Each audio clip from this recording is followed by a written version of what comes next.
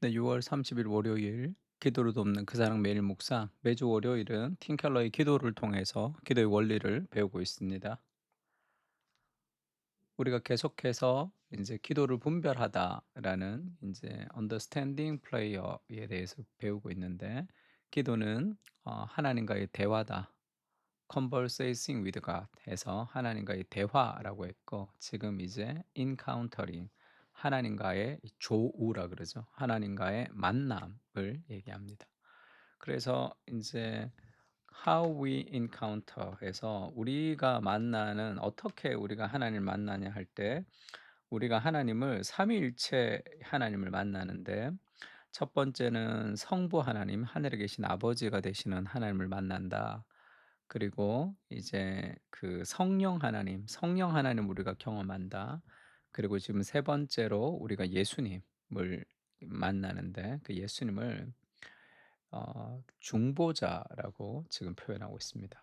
하나님과 인간을 연결하는 중보자 예수님. 그래서 예수님 우리 위해서 중보하신다라는 것을 지금 알려주고 있습니다. 그 중보라는 단어는 이 가운데 중이고요. 보자는 이 보호하다 할 때 그 보자입니다. 그래서 중보자 이렇게 얘기하면 이제 하나님과 사람 사이에 중재하는 그것을 얘기하죠. 그래서 이 중보자 라고 인제 얘기, 화해를 이끄는 중재자 뭐 그런 의미가 있습니다. 그러니까 성령만이 아니라 성자를 통해서도 성부 하나님 앞에 나아갈 수 있다.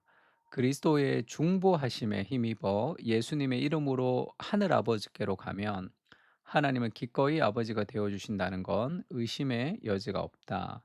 그래서 예수님이 이 중보 우리를 위해서 지금 이 중간에서 기도해 주신다는 얘기를 하고 있습니다. 예수님을 통해서 가는 거죠. 로마서 8장 34 절에는 "누가 정죄하리요? 죽으실 뿐 아니라 다시 살아나신 이는 그리스도 예수시니 그는 하나님 우편에 계신 자요 우리를 위하여 간구하시는 자시니라." 예수님이 이 땅에 오셨고, 그다음에 십자가에 죽으셨고, 그리고 부활하셨습니다. 그리고 이제 하늘에 올라가신 거예요. 승천하셨다 그러죠.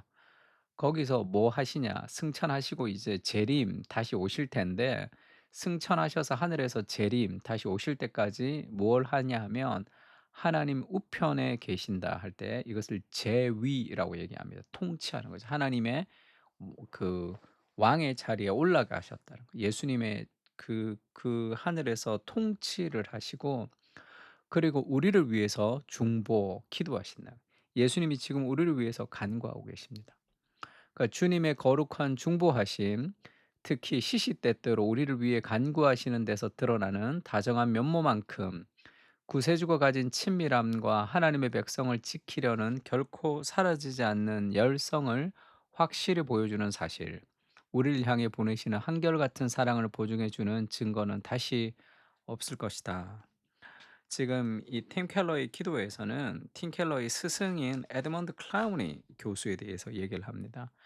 에드먼드 클라운이라고 아주 유명한 그 설교에 대해서도 유명한 책을 쓰신 교수님이 계신데, 팀 켈러 스승이에요. 근데 이 에드먼드 클라우니가 이 존 머리라는 이 로마 주석을 썼던 아주 유명한 사람인데, 이 에드먼드 클라우니 스승이 존 머리예요. 그래서 인제 어느 날 여러 가지 인제 기도 제목을 가지고 존 머리에게 가서 인제 기도를 했는데, 존 머리가 인제 에드먼드 클라우니에게 기도를 해 줬습니다. 근데 자기가 혼자 그냥 기도할 때하고 다르게 마치 하나님 앞에 있는 것 같은 그런 압도하는 은혜를 받았다는 거예요. 그러면서 '아, 저렇게 기도를 많이 하는 스승이 나를 위해서 기도해 주는데도 내가 그런 느낌을 받는데, 정말 예수님이 나를 위해서 중보하신다는 게 얼마나 큰 힘이 되겠냐.'라는 걸 느꼈고, 자기의 기도 생활에 대해서 다시 한번 깊이 돌아보게 되었다. 그런 얘기를 합니다. 그 예수님이 우리를 위해서 기도하신다는 게 엄청난 사건이죠.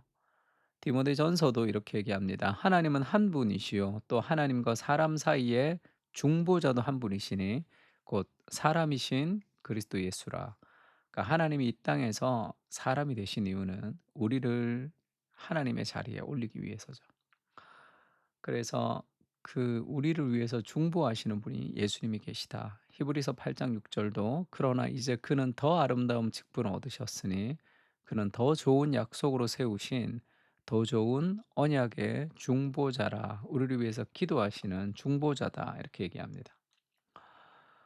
고대 국가와 문화는 100 이면 100 사원을 갖추고 있죠. 왜냐하면 인간은 본능적으로 자신과 신성한 존재 사이에 크게 벌어진 틈이 있다는 걸 압니다. 그러니까 신의 영역까지 갈 수 없죠. 그래서 그 벌어진 틈을 메우는 게 뭐 사원이죠. 사원을 통해서 그 죄를 사하고 사원을 통해서 이제 신을 만나니까. 그래서 그 간격이 존재하다는 것을 알고, 그리고 사원은 그 벌어진 틈을 잇기 위해 몸부림치는 공간이라고 할 수 있습니다. 근데 어떤 종교도 그 신과 우리의 틈이 메워질 것이라고 말하지 않아요. 신과 우리가 만난다고 얘기하지 않습니다. 그래서 이 사제가 그 신과 우리가 그 사원을 통해서 경험할 때 신은 신이고 늘 우리는 우리예요. 그 거대한 그 갭을 메울 수가 없습니다. 그래서 아리스토텔레스도 인간이 신을 숭배할 수도 있고 달랠 수도 있죠. 뭐 제물을 바쳐서 인당수에 제물을 바치든지. 그러나 가까이 지내며 신과 우정을 쌓는 건 불가능하다. 신과 인간 사이에. 왜냐하면 우정을 나누려면 서로 대등할 만큼 공통점이 많아야 되는데, 그래 좀 엇비슷해야 친구가 되는 거죠, 공통 요소가 많아서. 근데 하나님이라는 신은 인간보다 크신 분이니까 신과 인간은 우정이 성립될 가능성이 없다. 이렇게 아리스토텔레스가 얘기했습니다. 근데 성경은 다르게 얘기하죠. 이제 크리스찬들에게는 궁극적 중보자요 지극히 높으신 대제사장이 계신다. 히브리서 4장 14절 그렇게 얘기합니다. 그러므로 우리에게 큰 대제사장이 계시니 승천하시니 곧 하나님의 아들 예수시라. 우리가 믿는 도리를 굳게 잡을지어다. 하늘로 올라가신 그 그리스도가 우리에게 계신 대제사장. 제사장은 제물을 가지고 백성과 하나님 사이를 연결하는 사람이죠. 우리에게 있는 대제사장은 우리의 연약함을 동정하지 못하시리가 아니요 모든 일에 우리와 똑같이 시험을 받으신 이로되 죄는 없으시니라. 예수님이 우리와 똑같이 시험을 받은 자라는 것을 알아야 됩니다. 그래서 우리를 도울 수 있는 거죠. 우리가 당하는 수많은 아픔과 어려움이 있습니다. 근데 그것이 예수님이 겪은 아픔보다는 크지 않아요. 우리가 겪은 여러 가지 어렵고 힘든 일들이 있지만 우리 그리스도보다 더 큰 고통이라는 것은 존재하지 않습니다. 그래서 그리스도의 그 고통을 우리가 깊이 이해할 때 우리 위로를 받을 수 있는 거죠.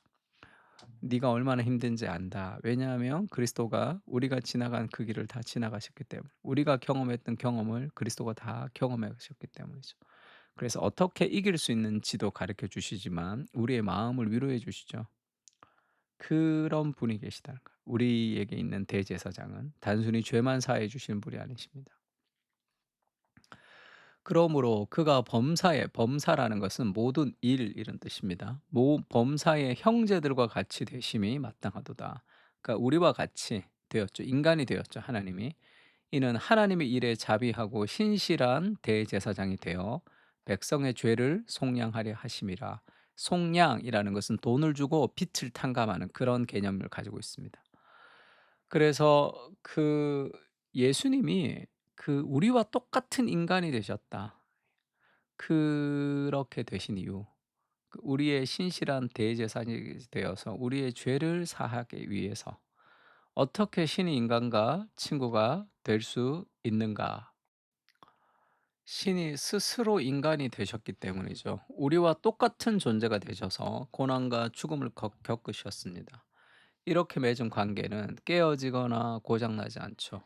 왜냐하면 인간의 성실함이 아니라 하나님의 성실하심, 하나님의 신실하심에 토대를 두기 때문에 그렇습니다. 그래서 예수님이 인간이 되셔서 우리의 중보자가 되셔서 우리의 삶의 수많은 아픔들을 하나님께 인도하는, 하나님께 연결하는 그런 존재로 이 땅에 오신 거죠. 우리를 위로하시는, 그리고 우리의 마음을 다 이해하시는 분으로 예수님이 존재하고 계십니다. 히브리서 10장 19 절에서 24 절을 가지고 25 절을 가지고 같이 한번 기도했으면 좋겠는데, 예수님이 이 땅에 오셔서 그리스도의 십자가의 죽음을 통해서 우리가 하나님과의 관계가 해방되었고, 그리고 그 해방된 그 그리스도께서 이루신 그 관계를 가지고 우리가 이제 서로 돌보고 사랑하는 그런 믿음의 사람으로 살아가겠습니다. 그리스도가 우리의 중보자가 되셔서 우리를 회복시켜 주셨습니다. 그런 마음을 가지고 같이 한번 좀 기도했으면 좋겠습니다. 다 같이 기도하겠습니다.